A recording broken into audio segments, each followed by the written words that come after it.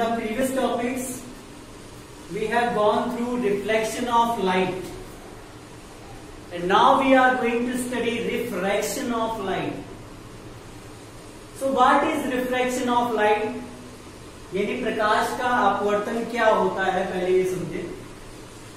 तो जब कोई प्रकाश की किरण एक माध्यम से दूसरे माध्यम में जाती है, तो उस प्रकाश किरण की चाल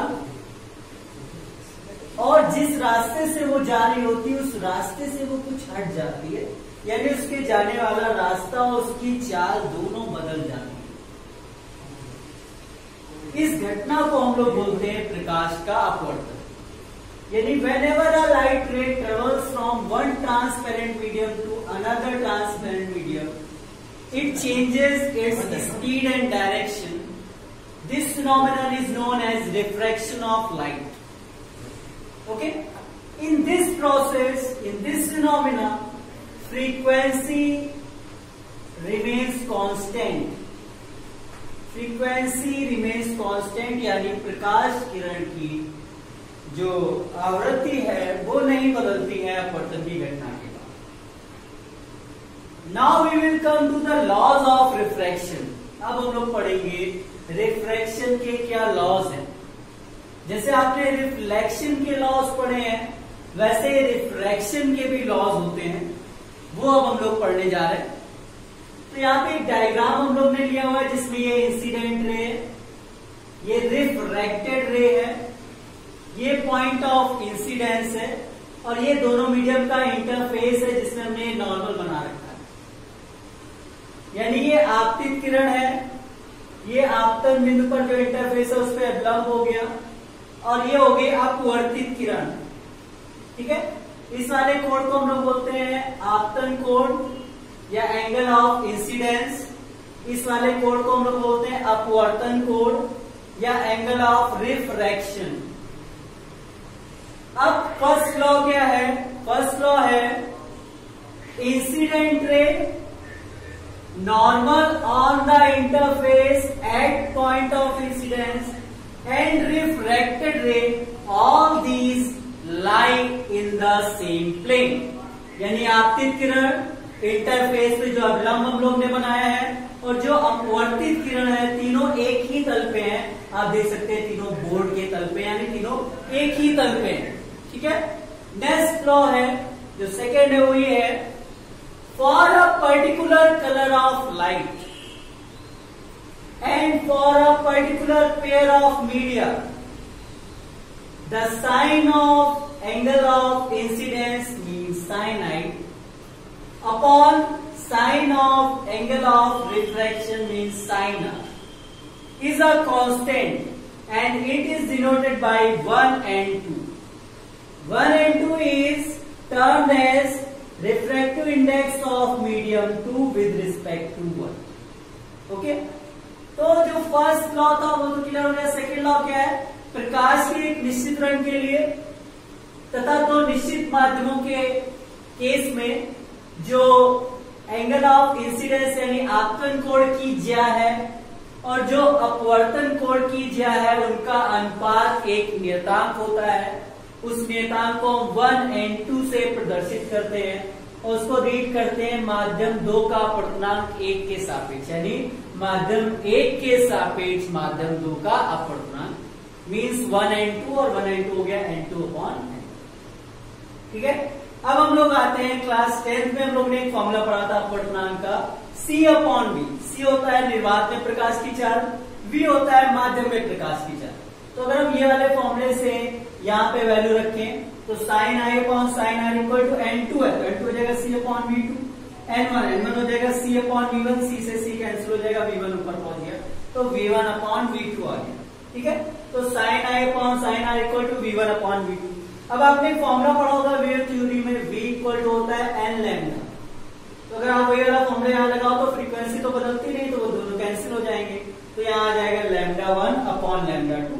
यानी ये जो फॉर्मूला हमने पढ़ा था ये उसी का एक्सटेंडेड फॉर्म है। ये जो फॉर्मूला है, ये जो लॉ है, इस लॉ को हम लोग स्नेल्स लॉ भी कहते हैं। So this is Snell's law. Okay,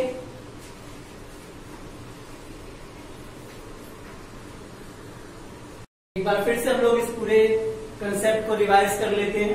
अभी तक जो हमने पढ़ा है वो था रिफ्लेक्शन ऑफ लाइट। अब जो पढ़ने जा रहे हैं वो है रिफ्रैक्शन ऑफ लाइट, यानी प्रकाश का अपवर्तन। अब अपवर्तन की घटना क्या होती है? जब प्रकाश एक पारदर्शी माध्यम से दूसरे पारदर्शी माध्यम में जाएगा तो उसकी चाल और उसका रास्ता यानी दिशा दोनों बदल जाती हैं। इस घटना को हम लोग बोलते हैं प्रकाश का अपवर्तन। ठीक है। अब अपवर्तन के नियम क्या है? तो जब ये एक फिगर है जिसमें आपको अपवर्तन होता हुआ प्रदर्शित किया गया है, ये हो गई आपतित किरण, ये उसके जाने का रास्ता था, वो या तो ऐसे हट जाएगी अपने रास्ते से या ऊपर भी जा सकती है। तो हमने अभी ये वाला केस लिया है, तो अपने रास्ते से इस तरफ बढ़ गई यानी अभिलंब की तरफ मुड़ गई। तो इस केस में इस वाले कोण को हम लोग बोलते हैं आपतन कोण यानी एंगल ऑफ इंसिडेंस। इस वाले कोण को हम लोग बोलते हैं एंगल ऑफ रिफ्रैक्शन यानी अपवर्तन कोण।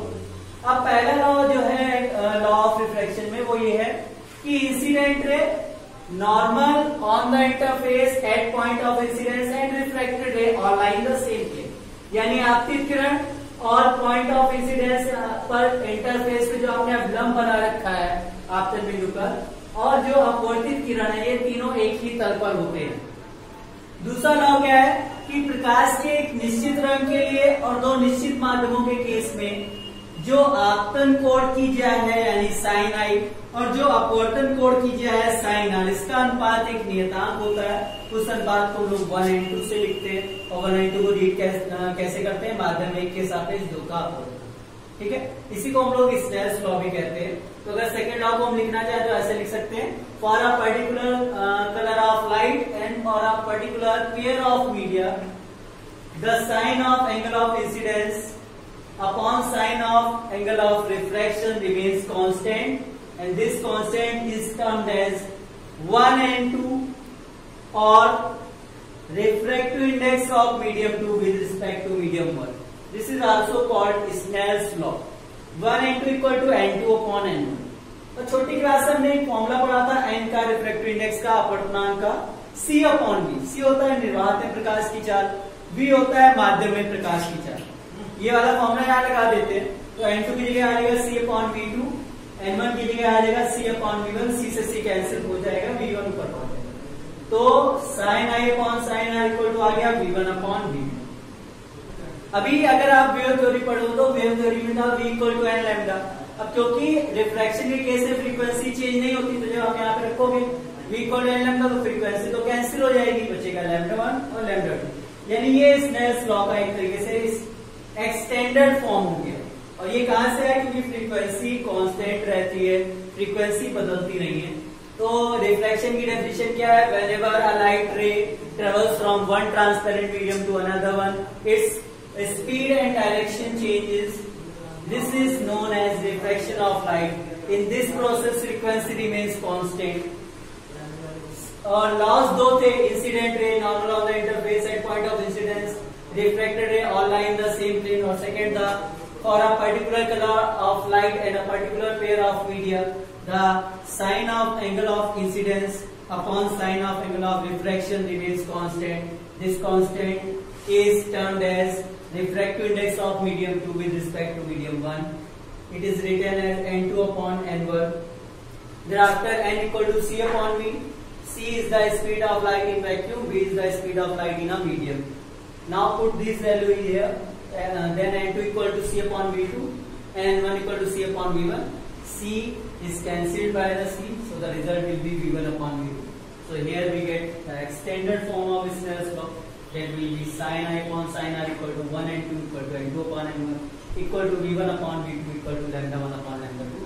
And this holds true only when frequency remains constant. That is the case of refraction. Hope you have understood all these terms. Thank you a lot.